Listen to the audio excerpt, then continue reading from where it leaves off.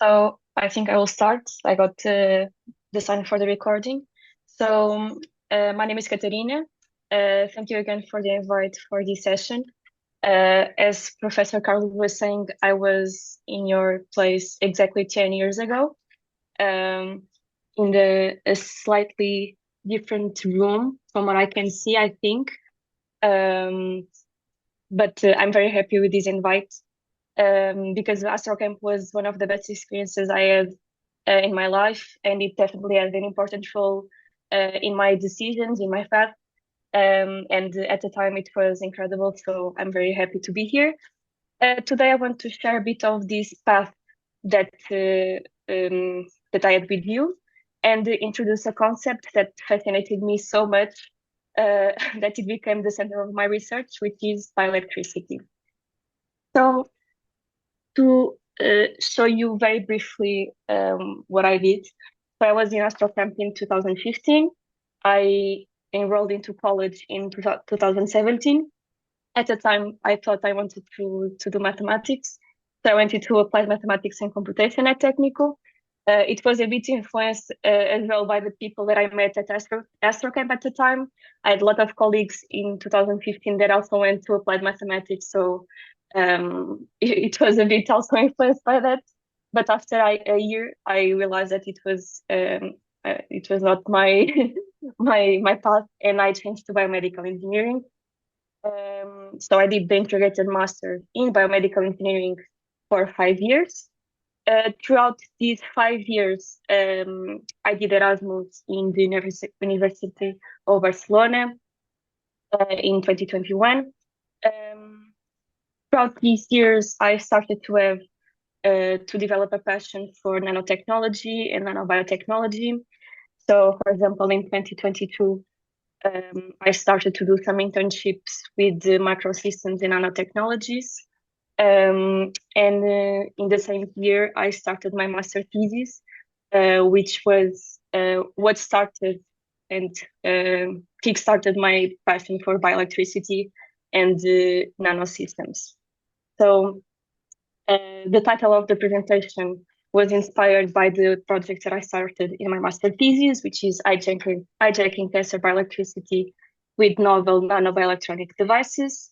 And in this project, I developed nanoparticles that could target cancer bioelectricity, and which I will talk a bit more later. After my master's, I got a scholarship from my La Caixa Foundation to continue in the same group as research assistant. And I tried to elevate these nanoparticles with other features besides a therapeutical standpoint, such, for example, for imaging purposes. And I also conducted some in vivo tests in animal models. And finally, right now, I'm a PhD student at the University of Southampton in the UK. I started this year in April, uh, and I'm still working in the biodiversity area in cancer, but more towards fundamental questions regarding the signaling in biological and biomechanical features of cancer cells, which I will also mention a bit later. So, why cancer? So, of course, cancer is one of the biggest challenges in medicine today. For example, in 2018, there were about 80 million new cancer cases worldwide. And as time goes by, we are facing a growing aging population with multiple comorbidities, with very disbalanced lifestyles, and we can expect this number to grow even more. And in fact, in most countries, cancer is either the first or the second leading cause of death in adults under 70. So this is not only a disease of the old people, this is starting to affect more and more younger people. This means that cancer is not only a personal tragedy for families, but it's also a global health crisis. And if you want to make real impact, we need to, better strategies for understanding it and to treating it in an accessible way.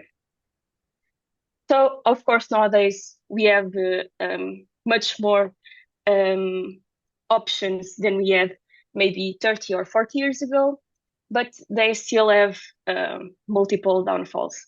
So we have, for example, surgeries that are very invasive. We have chemotherapies that still affect all our body, as you know. Cancer is known for having these horrible side effects, and people end up having a really low quality of life.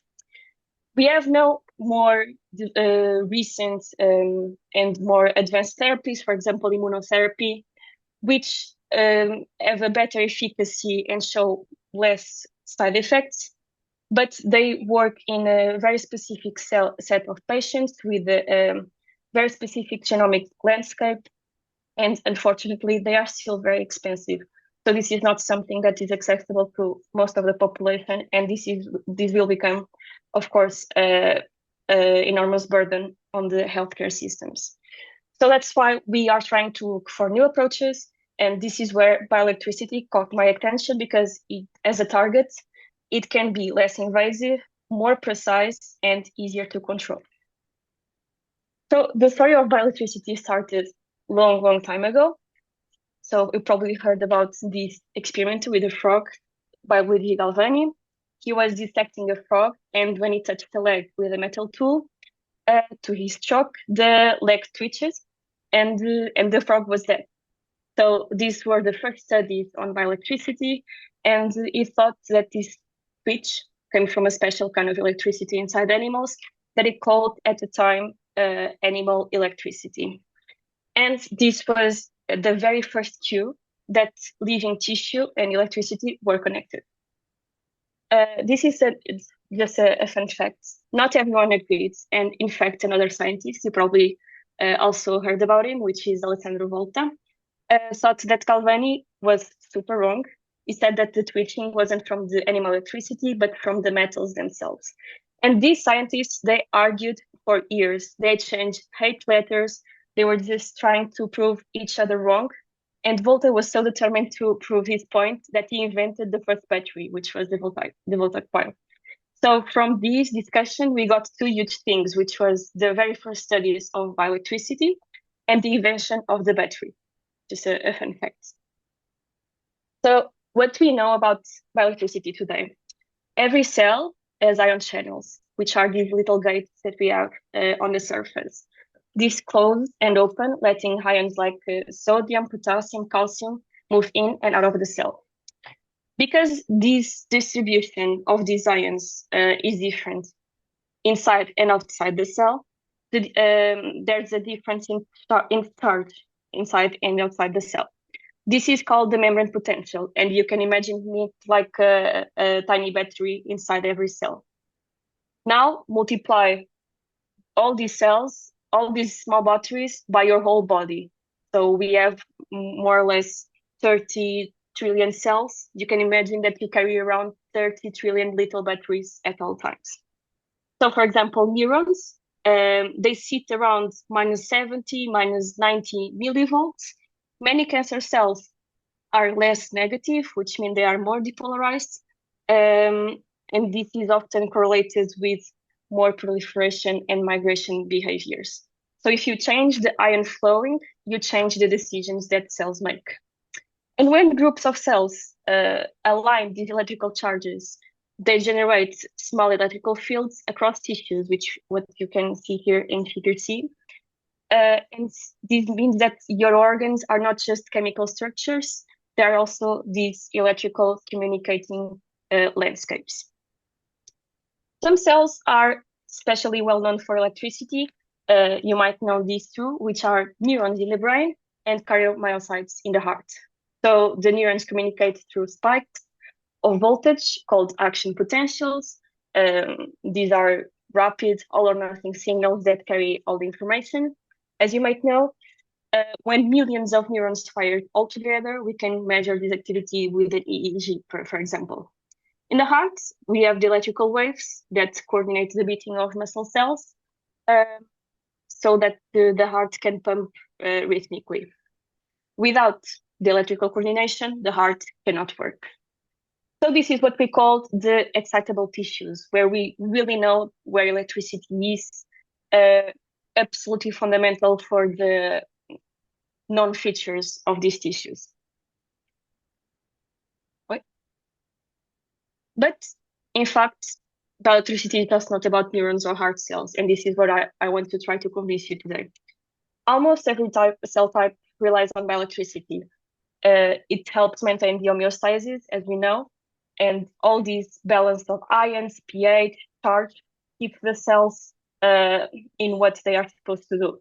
So, for example, when we have a wound in the skin, the break in the barrier creates these tiny electrical fields at the wound. These electrical fields tell the keratinocytes and the fibroblasts that they need to migrate towards the center of these wounds and start the closure procedure. If you block these electrical cues, you don't have the healing. And if you modulate these electrical cues, you can, for example, speed up the healing and try to have, for example, a smaller scar and to have a much more efficient healing process. This is also happening, for example, in development. There are many papers that show that in early embryos, cells carry out a tiny voltage map, which are regions that are a bit more or less charged. And this map has like a build here signal for organs. So, for example, in frog embryos, you gently change the membrane potential in a small patch, and cells can form an eye in a new location. So alongside genes and chemicals, biological cues tell cells what to become, when, and where to build. If biological signals are disrupted, cells lose this balance. They may start to divide when they shouldn't or fail when they need to move. This can lead to disease, and this is where biology in cancer has been studied in the last few years. So in reality, bioelectricity is universal. All cells use it, whether they fire or not obvious spikes. Another example that bioelectricity is fundamental in cell homeostasis is the communication. So when a wound needs to close, cells need to know when to stop dividing, for instance. When an embryo is developing, the organs need to know when to stop to grow and where to grow. When regenerating tissues, they need to know where to grow and when to stop, all the same. The cells share this information through gap junctions, which are these small connections that let ions pass directly between neighboring cells. In this way, we have groups of cells and organs that form these networks, these biological networks, and they behave almost like a community, sharing electrical states to coordinate these tasks that they need to do. So this biological feature is much more, it goes way further than a single cell feature. It's something of a full organ and cell communities. So now that you are experts in bioelectricity, I can go back to the project that I mentioned before. So one of the things that make cancer cells very different from healthy cells, for example, is this depolarization. For example, cancer cells, MCF7 that you see here, this is a breast cancer cell type. It's much more depolarized when in comparison with healthy cells. So you see here, these types of fibroblasts are minus 60 millivolts. We have the neurons around minus 90 millivolts. Cancer cells, we can see sometimes minus 10, minus 15 millivolts. So in simple terms, it's like their battery is off balance in comparison with normal cells. And this is not just a detail. So the membrane potential will affect how the cells decide to grow, to divide, and to migrate. So when this balance is disrupted, the cells acquire this proliferative, invasive, and metastatic potential. In fact, there are some companies that already developed some technologies to try to interfere with this electrical abnormality. This has been done for glioblastoma tumors. So there's this company, this is FDA approved. They have these helmets that produces electrical fields to the glioblastoma, and they can successfully interfere with the division of the cancer cells. So our idea was that if this biological dysregulation helps cancer grow, could we try to convince them to do the opposite? could we try to modulate this cancer by electricity in a way that pushes them towards a healthier state instead of a cancer state?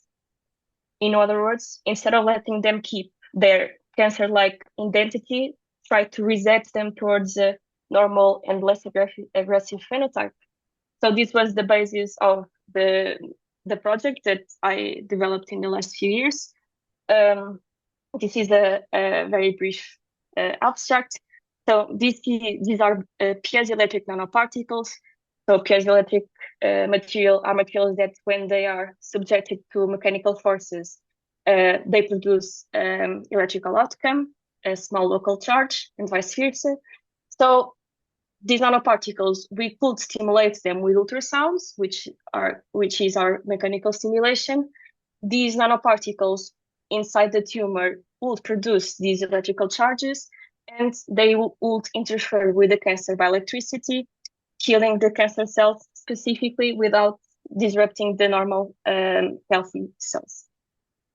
And throughout this work, we saw very interesting results. So this is the nanoparticles on the left. I can talk you a bit more about the materials later if you want. I will also leave later here the full paper with details if you want. But the only thing that you need to know is that these nanoparticles are piezoelectric. They can be simulated with the ultrasounds, and they are electrical conductive, so they can create these local electrical charges. But as you can see here in the second plot, when the nanoparticles were stimulated with ultrasounds, and only in this specific condition, they could decrease the cancer cell viability. This was tested in 2 breast cancer cell lines, up to 70 to 80%, which is a great decrease, while not doing the same with healthy cells. So this was very interesting because it showed that the cancer cells were very sensitive to this biological disruption, and they probably rely a lot on them to survive as cancer cells. So this is the paper if you want to check more later. I will also share the PowerPoint later with you, but we did multiple studies after to know a bit more what was happening, and that's it. So what now? There's a small issue. So we knew that the method worked, but we didn't fully understand how it worked. Without this understanding, developing therapies, it's like shooting in the dark. You may hit the target sometimes, so we may give electrical stimulation to cancer cells and will die, but it's difficult to know why they are dying, and you can't do real therapy and real science without knowing what is happening. And if we can measure and understand cancer by electricity, we can design therapies that are more precise, less invasive, and smarter. Beyond cancer, of course, this knowledge is also helpful in other areas, as I'll talk before, in wound healing, in tissue regeneration, and many other areas. So this is the follow-up of this project, and is on my PhD topic. I'm super convinced that bioelectricity plays a major role in cancer. Besides the study that we did, there are many more studies that show that electricity can modulate how cancer cells grow. But the problem is that cancer cells don't behave like neurons. They don't fire these big spikes that are easy to measure. We can't EEG the cancer cells like we can do with the brain easily. These signals are super weak, they are irregular, they are at low frequencies, and our current tools that we have to measure this activity, they are designed for excitable cells like neurons or heart cells. They are not sensitive enough for cancer. So my PhD project now is about developing electroactive nanostructures. These are tiny tools that can both probe the electrical and mechanical behavior of cancer cells. And the goal is to have a bit more information of the bioelectrical code of cancer and actually know what is happening inside the cells when we do this electrical stimulation and use these electrical therapies. So one of the main platforms that we use to do this acquisition is microelectrode arrays. You can think these as chips with lots of tiny electrodes built into them, and each electrode can record the electrical activity of cells that are sitting on top of it. So for example, in this image, In the middle, in the yellow image, these yellow things are the cells, and they are sitting on top of the electrodes. These devices were originally designed for neurons, of course, which have these very defined action potentials, but we are now adapting them to cancer cells, making them more sensitive and detecting many other patterns that they didn't need to be detected before. By using these macroelectrodes, we can start to probe all these biophysical environment of cancer cells uh, and how their electrical activity changes when they move, they divide, they interact with the environment.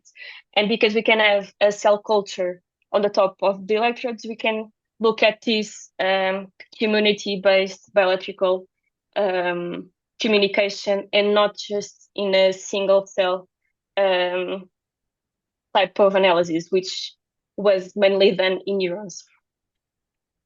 So the last thing that I want to share is that all of this is happening now at the University of Southampton.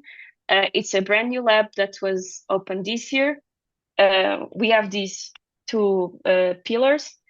First, nanotechnology for electromechanical cellular interrogation. So as I was telling you, we are developing these microelectrode structures um, and the reporters to deliver and measure these very precise cues and the cell response in a nanometer resolution. And second, we also need to develop advanced signal processing for this mapping, and we treat the cell's outputs as this multimodal time series. So we have low frequency voltage drift, we have impedance for fingerprints, we have calcium and morphology dynamics. We have all this type of feature of cancer cells, lots of data. We need to look them in a computational perspective type of view to know what is happening. Otherwise, it's too much noise, too much data, and no one knows what's happening. So this lab, of course, brings people with different backgrounds. So I'm from biomedical engineering and now I'm specializing a bit more into electrical engineering. But we have physicists, we have clinicians, we have people from biology, we have computational biologists, but we're all united by the same question, which is how cells can use the electrical and mechanical signals and how we can use this knowledge to modulate cell behavior. And so, just to finish, at Tasker Camp, I learned how to love this type of phenomena that you can see directly, and you probably had some contact with that. So we talked about the dark matter, we talked about exoplanets, these pulsars, so things that they are so far away and you can't see them, but you need to infer from these very delicate signatures. And I like to think that what I'm doing now is the same, but instead of looking at for things that are very far away, I'm looking at things that are so small, but it's really difficult to see as well. So the cells have these really subtle signatures, these tiny shifts in the membrane, the slow electrical drifts, the mechanical ripples, and my work, uh, not astrophysics, but we calibrate, we filter, we fit, we predict, not for galaxies, but for cells and for these tiny and very specific features. So this was my presentation for you today. If you have any questions, please let me know. And you also have my contacts here. If you have any questions, well, and you want to send it after as well. Thank you.